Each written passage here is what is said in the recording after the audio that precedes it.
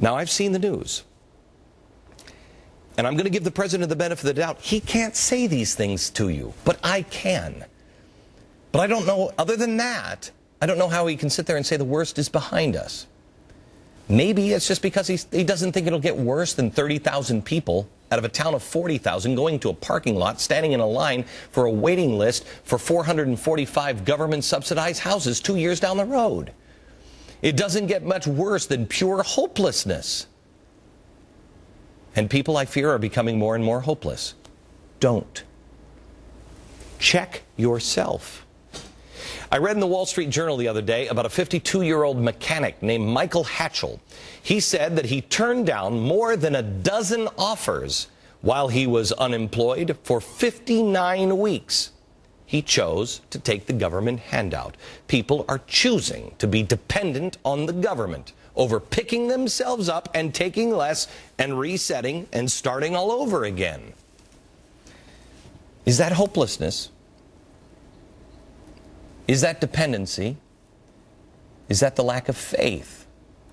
Or is it the beginning of eat, drink, and be merry, for tomorrow we may all die? Mortgage bailouts, teacher bailouts, financial bailouts, insurance bailouts, auto bailouts, extended unemployment for 99 weeks, more welfare, more food stamps. Where does it end? I mean, look, I understand people fall on hard times. We have these time periods. They always come. People fall on hard times. But the more we don't let people fail, or the people who have done things wrong, the more we don't let them face the consequence of their own action, the more we make them dependent, and the more risky behavior becomes. The more we rob a man of his spirit and his pride, the more trouble we're in. I want you to watch for three things. I want you to watch for hopelessness. Misplaced hope in government. I want you to watch for a perversion of faith. We've talked about it on this program. It is social justice and collective salvation. And then I want you to watch for the possibility of deflation into hyperinflation, the selling and buying of our own bonds. That too was done in Weimar. That's why you have to understand these things. I know that you are busy. I know that the last thing you need is homework from me. But you must educate yourself. If we don't know history, we won't be able to predict the future. And I'm telling you, we are repeating many of the same mistakes. This generation of Americans, heck, the last generation of Americans, don't know what hyperinflation even means, like they did in Weimar. We can't understand it. What was that possibly like? Well, let me tell you something. Here's what happened. Germany was ordered to pay for reparations after World War I. They didn't have the money. They begged people, don't make us pay this. So they decided instead to print it all. Well, when they did that, hyperinflation eventually kicked in. The money inflated so fast that it was almost instantly worthless. People would literally get paid at work. They would pull a big, like, Brinks truck up to the office, and they would pay you in cash. People would go out and buy things and then return to work.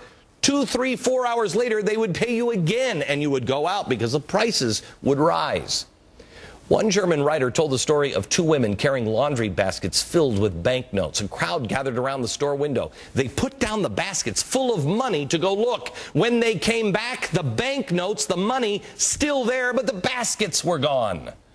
Another German recounts that he stopped into a cafe for a cup of coffee. He sat down, noticed the price was 5,000 marks. He sat down, grabbed a paper, drank his coffee, sat there for about an hour reading the paper. When he went to pay the bill, the coffee was now 8,000 marks because the mark had lost that much value in an hour. These are bank notes. These are stamps from the Weimar Republic. They put them on the dollars, the marks, because the paper wasn't even worth anything after. They started doing this. Then they just started rubber stamping them. One more story on this. An American went over to Germany and he left a $1 tip at a restaurant. It was such a staggering amount to the German waiter that the waiter actually took that $1 home, called a family meeting together to figure out what is the best thing we can do to invest this $1. America, the economic laws do not stop at our shore. We are not immune from hyperinflation or deflation. It's coming. But in our arrogance, we must think that we're immune because we are mirroring the Weimar Republic by monetizing our debt and continuing to spend when we can't afford it. These three paintings over here. These three paintings I painted about a year ago. I painted them for a reason, and I didn't even know at the time, but they're making more and more sense to me every day. Faith. Faith, our faith, your faith must be restored. Without a strong sense of right and wrong, that comes from God, we will spiral quickly. They're already legalizing drugs in California like they did in Weimar. Are you telling me that our society is getting better? 2, hope. Not false hope, the truth. And the truth is you can make it. Things will get better. You don't need 2 years down the road Section 8 housing. You can succeed. And 3, charity. Not from the government, but through ourselves, our neighbors, our churches, our synagogues. We need to pick each other up and be prepared to support one another. That's what Americans do best. We must have our hearts filled with faith, hope, and charity.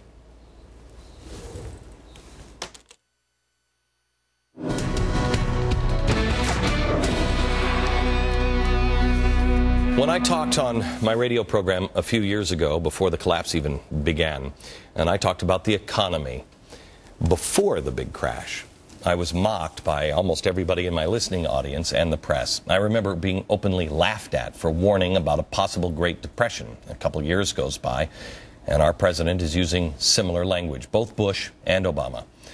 You and I were both called racist and drama queens for calling Obama a Marxist socialist who wants to fundamentally transform our country. As Harry Reid would say, need I say more on that one? In January, I told you that the race card would be used right around the elections because that's all they had left. The reason why I bring these things up is I just want to remind you I have a decent track record. I'm not right all the time, but I have a decent track record. May I now ask you to disregard those who will likely mock the thing I'm telling you tonight, that America is repeating the mistakes of the Weimar Republic. I tell you this not because I expect it to change, but I expect you to do something to prepare yourself. I touched on the Weimar Cabaret last segment. It was the epitome of moral decline in Germany. It rotted their society, and the average citizen was seduced into despair, hopelessness, and ignorant bliss. I know I'm going to be criticized for this comparison, but it is the same story throughout all of history, and someone has to point it out. When man tries to rely on himself or the government as a beacon of hope, morality, we always fall short every single time. We cannot make it alone, and left to our own devices, there's trouble. Being good for the sake of just being good is a losing formula. History proves it throughout all time. If we as Americans can still think out of the box and we want a different result than every previous civilization that we are following in their path, we must try something different, and we better try it soon. Right now we are repeating the same mistakes. The mistake that distancing ourselves from God is okay. I was on with Bill O'Reilly last night. We had an interesting exchange, and I want you to see if you notice something. We have got to get back to our churches, our synagogues, our mosques, whatever it is, as long as it's not telling you to blow things up. Get back to God and get to the back to the founding principles. I don't know if that's going to happen. I mean, it's a noble thing you're trying to do because spirituality is a good thing. You can argue about abortion or gay marriage or whatever all you want. Yeah. The country is burning down. I personally But isn't that one of the reasons, because we're getting away from the traditional way we used to live into this progressive So let's go back to the big. Instead of arguing about these divisive things, let's get back into our churches and our synagogues. And you're not going to get people going back unless there's a reason to go back. This is the reason, America. The events haven't happened yet, but they don't have to. The country is on fire. We must turn around. We must look to God again. If we try the same solutions that past civilizations have tried, guess what? We're going to have the same result, and it is failure. These problems are too big for us to handle. We're causing them by our own unwillingness to regulate ourselves. We must turn back to the values and the principles that made this nation great in the first place. Trust in the individual. Trust in the individual. Trust in personal responsibility, thrift, honesty. And whether or not you want to admit it or not, we must get back to God. We must get back to faith. We need to get back on our knees and pray. There's a phrase on our money, and I wonder if we've just said it so many times we don't even notice it anymore. In God we trust. It's there on the money. Is it still true to you? It is to me. And I know with everything in me, this is the way out. Now is the time. Everything has to start with you, the individual. That's what this life is all about, individual choices. Get the demons out of your life. Get the lies, get all of this crap out of our lives. The only way this ship is going to turn around is if you turn around. This is what 828 is all about. Restoring honor. I'm going to show you some people that are full of honor, that will inspire you, inspire your children. America began with men and women of honor who risked their lives, their fortunes, and their sacred honor. They risked it all. And look what they created. I know you. You are not going to sit by or be a part of people that are just throwing it all away, because it's not about you. It's not even about our children. I don't know what God has in store for man's freedom. But I have to tell you something. Eternal ramifications if we're the generation that loses it. We've made mistakes. I've made tons of mistakes. Move on. Turn back around. Start living your life the right way. I was going to say, I hope that you will show up on 828 at the feet of Abraham Lincoln. But I know you again. And I know you can feel it in your bones. Something is happening. And it's good. So I have faith that you will be there in Washington, D.C., August 28th, 2 weeks from Saturday. See you then.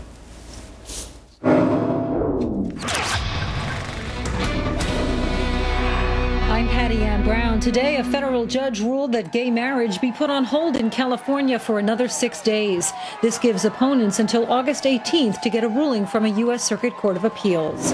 Jurors in the trial of former Illinois Governor Rod Blagojevich are still deliberating. They say they've only agreed on 2 of the 24 counts against him. Jurors haven't even started discussing 11 of the counts. And tomorrow, Democratic Congresswoman Maxine Waters of California will address the ethics probe she faces. Waters is accused of helping a bank tied to her husband secure $12 million in bailout funds. For more on these stories, visit foxnews.com. Glenn Beck returns in a moment, but first, Shannon Bream previews special report. Hi, Shannon. Hi, Patty Ann. Well, Bill Clinton says he did not try to get Joe Sestak out of the Pennsylvania Senate race.